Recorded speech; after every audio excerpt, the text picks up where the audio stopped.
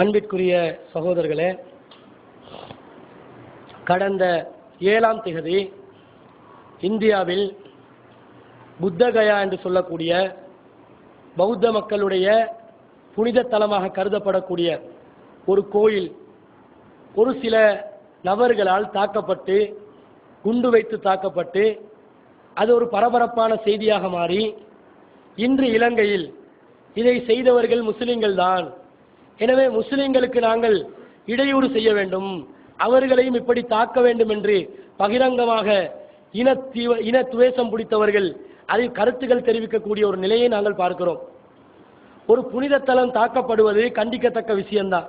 இஸ்லாமிய மார்க்கம் பள்ளிவாசல்கள் மாத்திரம் கிடையாது, அடுத்த மதத்தவர்களுடைய வழிபாட்டு தலங்களையும் பாதுகாக்குமாறு இஸ்லாமிய மார்க்கம் சொல்லித் தருகிறது. இவர்கள் இந்த அடிப்படையில் குண்டு வைத்தது அங்கே ஒரு சில தீவிரவாத அமைப்புகள் தான் செய்திருக்கிறார்கள் என்று சந்தேகத்தின் பெயரால் தான் அறிவித்திருக்கிறார்கள். லக்சரே தைபா என்று சொல்லக்கூடிய தீவிரவாத அமைப்பு தான் இதை செய்திருக்கக்கூடும், அல்லது ஒரு வேறொரு தீவிரவாத அமைப்போட பேரை சொல்லி இவர்கள் செய்திருக்கக்கூடும் என்று அவர்கள் ஆரம்பத்தில் அறிவித்து, பிறகு சிசிடிவி கேமரால அது யாரு தாக்கினாங்கன்ற அந்த தகவலை பார்த்து ஒரு சில நபர்களுடைய முகங்கள் அப்படி எடுத்து கைது செய்து அவர்களுக்கு விசாரணை நடத்தப்பட்டு வருகிறது. இன்னும் அவர்கள் தான் தாக்கினார்கள், தாக்கப்பட்டவர்கள் தாக்கியவர்கள் யார் என்ற செய்தி உறுதிப்படுத்தப்படவில்லை. அது முஸ்லிம்களாகவும் இருக்கலாம், முஸ்லிம் அல்லாதவர்களாகவும் இருக்கலாம். உலகளாவிய ரீதியில் இஸ்லாமிய பேரில் ஜிஹாத் என்ற ஒரு கும்பல், ஜிஹாத் என்ற பேரில் ஒரு கும்பல் இஸ்லாத்துக்கு எதிரான செயற்பாடுகளில் ஈடுபட்டு வருகிறார்கள். இவர்களுடைய தாக்குதலாகவும் அது இருக்கலாம், அல்லது இந்து தீவிரவாதிகள் இருக்கிறாங்க, அவர்கள் இலங்கையுடைய விஷயத்தில் மிகவும் கடுமையான போக்கை கடைபிடிக்கக்கூடியவர்களாக இருக்கிறாங்க, ஆர்எஸ்எஸ் போன்ற தீவிரவாத அமைப்புகள், அவர்களுடைய தாக்குதலாக கூட இருக்கலாம். இன்னும் உறுதி செய்யப்படுத்தப்படவில்லை. உறுதிப்படுத்தப்படாத நிலையில் இலங்கையில் பொதுபல சேனா என்ற அமைப்பு என்ன சொல்றாங்க, இதை முஸ்லீம்கள் தான் செஞ்சாங்க, எனவே முஸ்லீம்களை நாங்க தாக்கணும், முஸ்லீம்களுக்கு எதிராக இந்த இலங்கையில் நாங்கள் நடவடிக்கை எடுக்கணும் என்று இவங்க கருத்து தெரிவிக்கிறாங்க. உங்க கருத்துக்களுக்கு எங்களையும் பொறுமையில் ஒரு எல்லை இருக்குது. நீங்க பேசி பேசி வர்றீங்க, பொதுபல சேனா என்ற அமைப்பு கருத்துக்கள் சொல்லி சொல்லி வர்றாங்க, எங்களுக்கு முஸ்லீம்களுக்கு ஒரு பொறுமையில எல்லை இருக்குது, அந்த எல்லையை தாண்டி சென்று வைங்க, நாங்களும் களத்தில் குதிக்க வேண்டிய நிர்பந்தத்துக்கு தள்ளப்படுவோம். அப்புறம் உங்களோட எல்லா வண்டவாளத்தையும் தண்டவாளத்தில் கொண்டு வந்து அப்படி நாரடிக்க வேண்டிய ஒரு சூழ்நிலை ஏற்படும் என்பதை அவர்களுக்கு நாங்கள் இதனூடாக தெரிவித்துக் கொள்கிறோம். அதே நேரத்தில் இவங்க ஒரு மகஜரை சமர்ப்பிப்பதற்கு இந்திய தூதுவராலயத்துக்கு போறாங்க, அவங்க யாருமே எடுக்கவே வர மாட்டேன்றாங்க.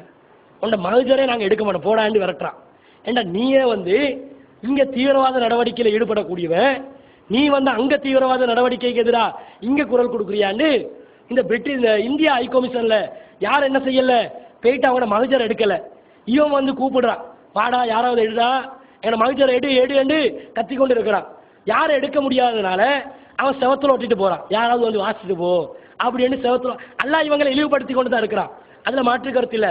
ஆனா இவங்க என்ன பண்றாங்கன்னா, இந்த மாதிரி சில சில சம்பவங்களை கோர்த்து கோர்த்து முஸ்லிம்கள் மீது பழி வாங்குவதற்குரிய ஒரு சந்தர்ப்பமா அதை பயன்படுத்திக் கொள்றாங்க. பல பள்ளிவாசல்கள் இலங்கையில தாக்கப்பட்டிருக்குது. கிட்டத்தட்ட 23 பள்ளிவாசல்கள்ல 13 பள்ளிவாசல்களுக்கு கடுமையான சேதங்கள் ஏற்படுத்தப்பட்டிருக்குது.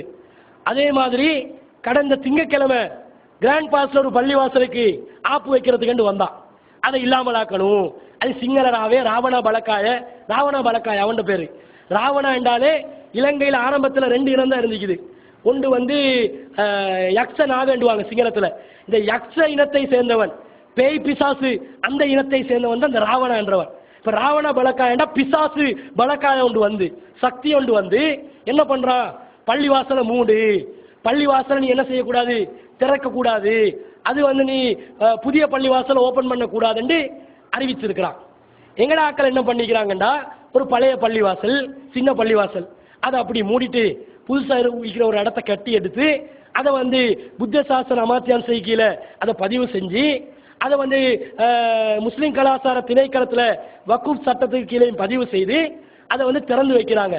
தெமட்டகொட பகுதியில் ஒரு பள்ளிவாசலை கட்டி இருக்கிறாங்க, அதுல முகப்புக்கு மட்டும் பல கோடி ரூபாய்கள் செலவழிச்சிருக்கிறாங்க. எல்லாம் வீண் விரயம்.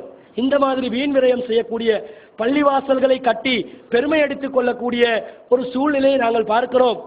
அப்ப இவங்க பள்ளிவாசல் திறப்புல கட்டினீங்க, தேவைக்கு கட்டினீங்கன்னா அல்லாட காவல் நீங்க தொழுந்துட்டு போக வேண்டியதுதானே. அது திறப்பு விழான்ற ஒரு விழாவை வச்சாங்க. சரி, வைக்கிறதா இருந்தா ஒரு பயானம் பண்ணிட்டு அது சத்தம் இல்லாம நாட்டோட சூழ்நிலையும் கவனிச்சு பண்ணிட்டு போகாம இவங்க ஓஹோ ஓஹோண்டு கொண்டாட போனதுனால அவன் வந்து களத்துல அதான் 2 பள்ளிவாசல் பழசும் இருக்குது புதுசும் இருக்குது.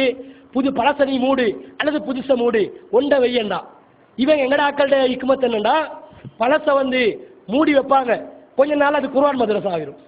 பெரிய பள்ளிவாசலுக்கு குர்ஆன் மதரசா அது ஆகிரும். அது ஹிக்மத்தா செய்வாங்க. இந்த ஹிக்மத்தை கடைபிடிக்க போனாங்க. அவன் அந்த ஹிக்மத்தை கண்டுபிடிச்சிட்டான். கண்டுபிடிச்சு 2ல் ஒண்ட மூடு அப்படி என்ற ஒரு முடிவுக்கு வந்து கடைசியில் சில அரசியல்வாதிகள் பேச்சுவார்த்தைக்கு தலையிட்டு என்ன முடிவெடுத்திருக்கிறாங்க தெரியுமா? அந்த புத்த மதத்தை சேர்ந்த அந்த மினிஸ்ட்ரியில என்ன முடிவு கொடுத்திருக்கிறாங்கன்னா, புத்த சாசனமா தியான்சய அதுல என்ன முடிவு கொடுத்திருக்கிறாங்கன்னா, 1 மாச காலத்துக்கு மட்டும் அனுமதி பள்ளி திறந்து வைக்க. அந்த 1 மாச காலத்துக்கு பிறகு பள்ளி சம்பந்தமான ஒரு முடிவு எடுத்துருவாங்க. அது மூடுறதா தொடர்ச்சியா வைக்கிறதா. சிங்கள மக்களுக்கு எப்படி தகவல் கொடுத்திருக்கிறாங்கன்னா, நோன்பு காலத்துக்கு மட்டும் அது வந்து அவங்க பயன்படுத்துவாங்க. அதுக்கு பிறகு நாங்கள் பசுந்தா அதுக்கு வந்து சீல் வச்சிருவோம், நீங்க அவசரப்படாதீங்கன்னு ஒரு கருத்தை தெரிவிச்சிருக்கிறாங்க. முஸ்லீம் ட்ரஸ்டி போர்ட்மார்கள், ட்ரஸ்டி போர்ட்டில் இருக்கக்கூடியவர்கள் அவங்க அங்க போயிட்டு அவங்களும் பேச்சுவார்த்தையில் கலந்து கொண்டிருக்கிறாங்க. அவங்களுக்கு சொல்லப்பட்டிருக்குது 1 மாசத்துக்கு பிறகு சரியான தீர்ப்பு என்னன்றதை நாங்க சொல்றோம். இவ பள்ளிவாசல் ஒன்று கட்ட முடியாம இருக்குது. நேற்று இரவு 11:30 மணி அளவில் அந்த பலாங்கொடையை சேர்ந்த ஒரு பகுதியில் பள்ளிவாசல் ஒன்று தாக்கப்பட்டிருக்குது. இப்படி பள்ளிவாசல்களா குறி வச்சு தாக்குறான். ஒரு முஸ்லீமுடைய உடலை தாக்கினாலும் பரவாயில்லை, ஒரு பொருளை தாக்கினாலும் பரவாயில்லை, பள்ளிவாசலை தாக்கினா அவனோட உள்ளத்திலே அது பற்றும் என்றதை நல்லா புரிஞ்சு பள்ளிவாசல்களா பார்த்து இலக்கு வச்சு தாக்கி வர்றான். அல்லாஹ் தஆலா சொல்றான், வமன் அல்லமு மிம்மன் மனஅ மசாஜித் அல்லாஹ். அல்லாஹ்வுடைய பள்ளிவாசல்களை விட்டும் தடுப்பவர்களை விட அநியாயக்காரர்கள் யாரு? அவன் தாண்டா பெரிய அநியாயக்காரன் என்று அல்லாஹ் சொல்றான். இலங்கையில இந்த அநியாயக்கார கும்பல்கள் சுற்றி தெரிந்து கொண்டிருக்கிறார்கள். இவங்க என்ன நினைச்சு கொண்டிருக்கிறாங்க? இவங்களுக்கு ஒரு முடிவு காலம் வராதுன்னு நினைச்சு கொண்டிருக்கிறாங்க. நாங்க பொறுமையா இருக்கிறோம், இவங்களுக்கு அஞ்சு நாங்க நடவடிக்கை எடுக்க மாட்டோம். சட்டத்துக்கு உட்பட்ட நிலையில ஜனநாயக நாட்டில் எங்களுடைய உரிமைகளுக்காக வேண்டி நாங்க போராட நினைச்சோம் என்று சொன்னா எங்களை நிறுத்த முடியாதவங்களுக்கு இந்த அரசாங்கத்துக்கு நாங்கள் பதிவு செய்து கொள்கிறோம், பாதுகாப்பு அமைச்சுக்கும் பதிவு செய்து கொள்கிறோம், போலீசாருக்கும் பதிவு செய்து கொள்கிறோம். இதை ஒழுங்கா பார்த்து பள்ளிவாசல் தாக்கப்படுறத நிறுத்துங்க. நிறுத்தலன்னு சொன்னா மக்களை என்ன செய்வோம்? அப்படியே மக்களை ரோட்டுக்கு இறக்கி எங்களை வந்து உங்களுக்கு தடுக்க முடியாமல் போய்விடும். அல்லாஹ்வுடைய உதவி எங்களுக்கு இருக்கிறது, பெரிய ரஹ்மான் எங்களுடன் இருக்கிறான், உதவி செய்யக்கூடிய ஆற்றல் உள்ள அந்த ரஹ்மான் எங்களோடு இருக்கிறான். அவன் இருக்கின்ற நேரத்தில் எந்த ஒரு சக்திக்கும் நாங்கள் அஞ்ச மாட்டோம். எங்களுடைய உயிர் போனாலும் சரி, இந்த இஸ்லாமிய சமுதாயத்திற்காக நாங்கள் குரல் எழுப்புவதற்கு தயாராக இருக்கிறோம். நாங்கள் இறங்காம இருக்கிறத நினைச்சு பயந்து போய் அடக்கி வாசிக்கிறாங்க தப்பு கணக்கு போட்டுறாதீங்க. பொறுமையாக இருக்கிறோம்.